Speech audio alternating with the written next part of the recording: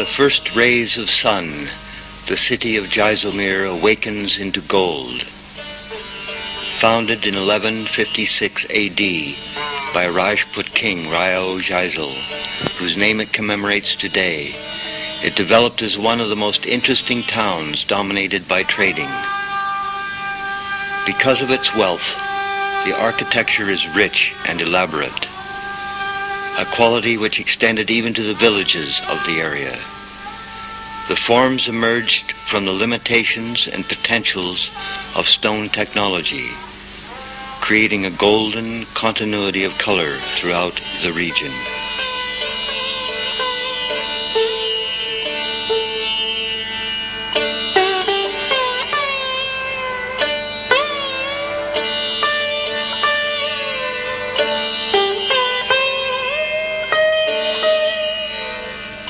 The stone used for the construction of Jaisalmer was found locally, and traditional methods of quarrying continue even today, yielding a variety of stone sizes. Larger pieces were used for carving out the structural elements, while the small and shapeless pieces were used in the construction of roads and masonry walls. Limestone and sandstone are the two varieties found in the region. All the elements in each and every house are made with one of the varieties of this stone.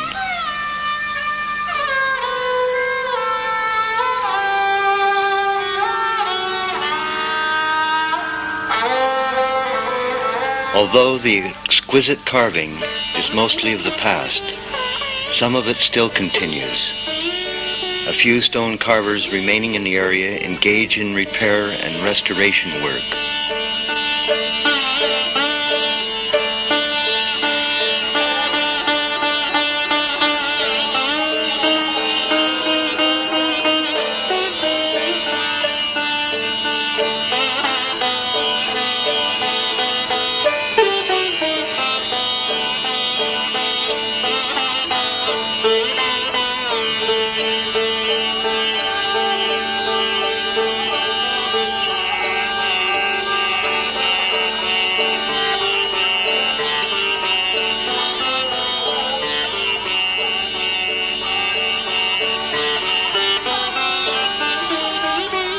The beautiful city of Jaisalmer is located in the arid plains of West Rajasthan, the northwestern state of India, in the midst of a vast desert known as Thar.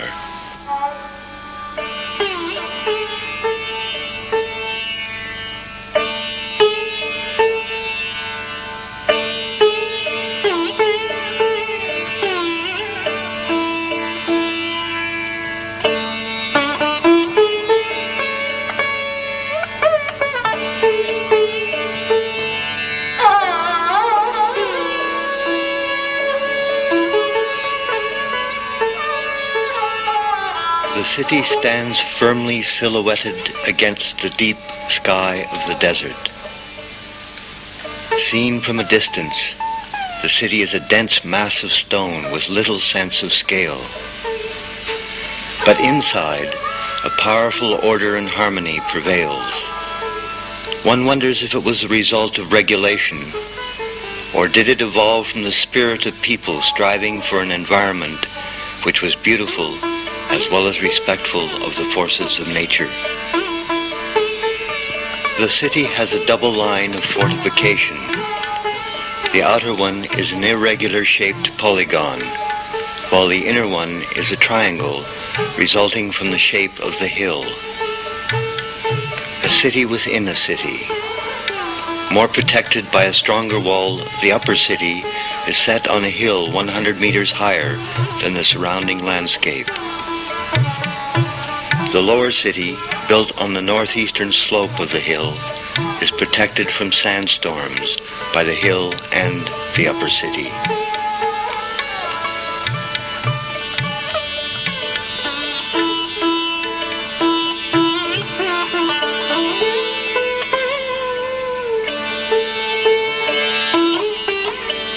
Gardizar, the lake, constructed with the help of an earthen dam, is situated outside the southeastern corner of the city.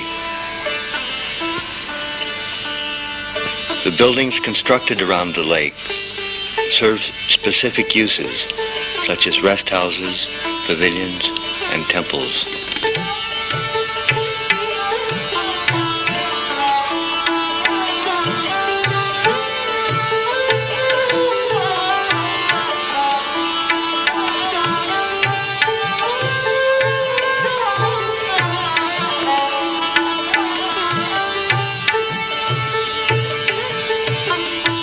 The lake is linked to the city through a gate in the outer wall.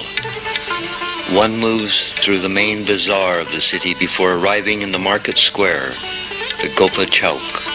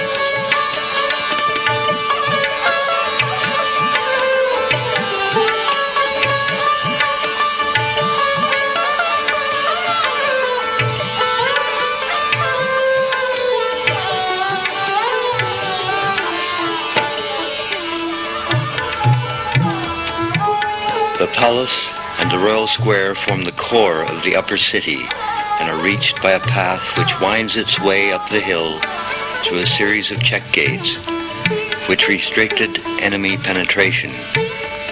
Although the gates are redundant today, they demonstrate the beautiful spatial sequence traveled by citizens, tourists, and pilgrims going up to the houses, the palace, and the Jain temples.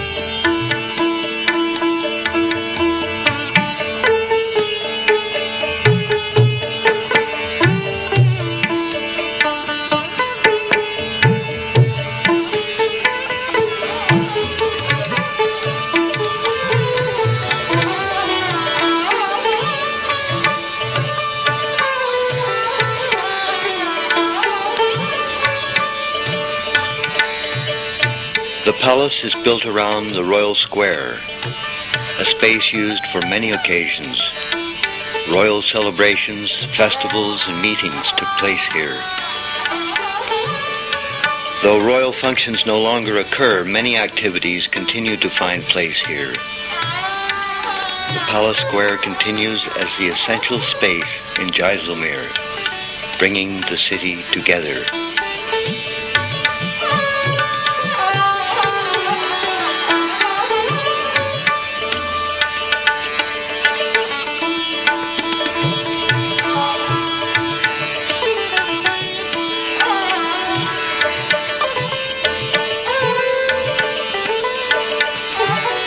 Another community place, though less significant, takes its name from an image of Lord Hanuman painted on one of the walls of an adjoining Hindu temple. It is a community space, often used as a play area by the children. The chain of spaces continues gradually, achieving more private quality within the residential sectors. These places, characterized by their intimate scale and domestic features, evoke a variety of spontaneous uses. Most of the streets of the lower city conform to a gridiron pattern.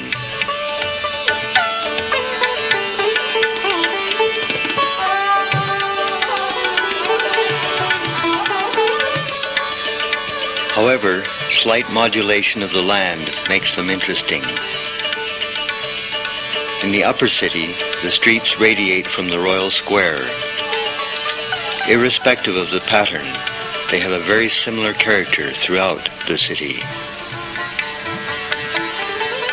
Typically, the narrow streets are bounded by 2- and 3-storied houses. Each successive level of the house projects further into the street, making them even narrower at the top.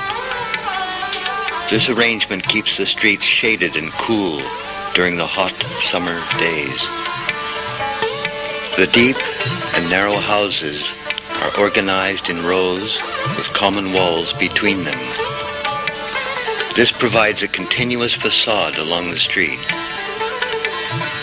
All houses open onto the street and into a central court, an essential element in all houses. Pre-carved stone elements like balconies, projecting roofs, and jaruka make the facades fascinating. A jaruka is a tiny balcony, just enough for a woman to peep out, with small screened openings to preserve her privacy.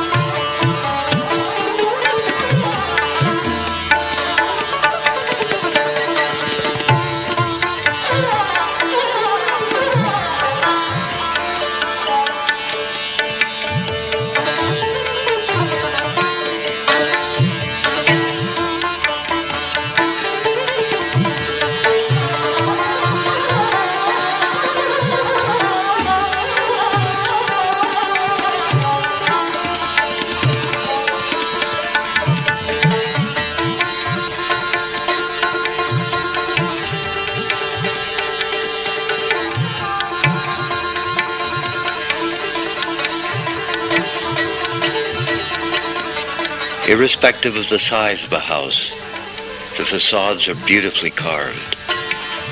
The only difference is in the degree of exquisiteness. Mansions of the wealthy are bigger and elaborately carved, while the smaller houses are more simple, but have similar elements. Each element is well composed and is placed in a definite order. Solid masonry is built out of sandstone, and carved elements are in limestone. Based on social customs and climate, all houses turn inward and open to their court. Court, the heart of a house, has elements similar to those in the street. To a certain extent, privacy is sought within the house also. The interior is as elaborate and exquisite as the exterior, related to the court in every way.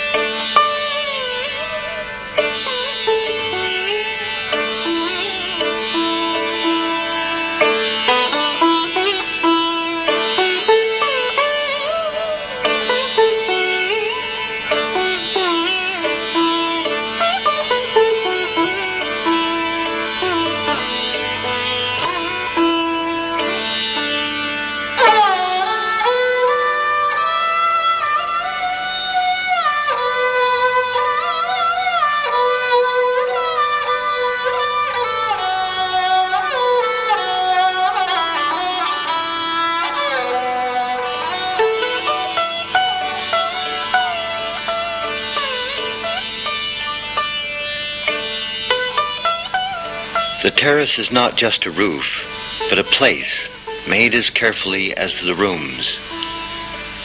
It has many uses which respond to the climate.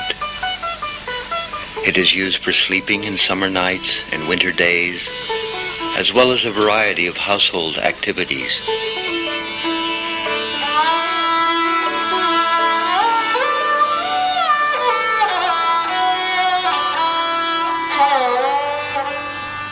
The whole idea of house is developed around the notion of privacy.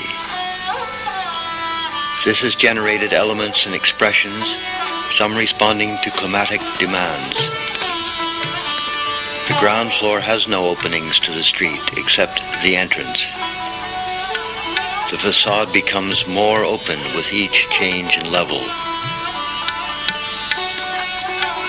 The order of stone construction prevails all over the town. This is the result of a modulation at the domestic scale, dictated by the limitation of stone construction. It has created a unique order, yet it is not regimental. The organization at the town level is generated by the compactness of houses, each with its own court. It is to the court that everything in a home relates. The entire mood of a house and its linkages to the activities within can be sensed through the court.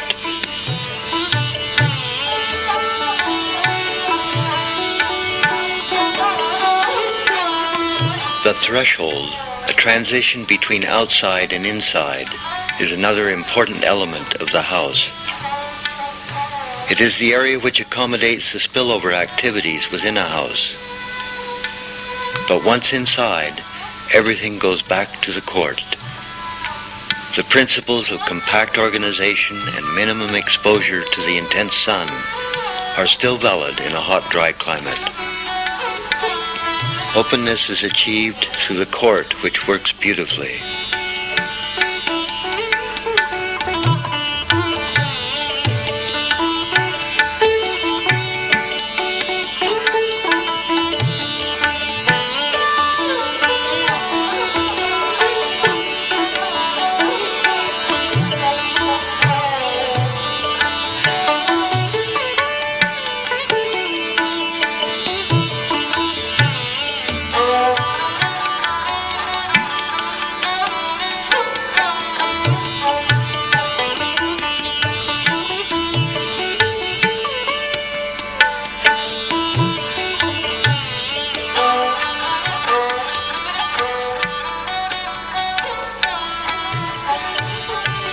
Houses on the periphery of the city are a result of migration from rural areas.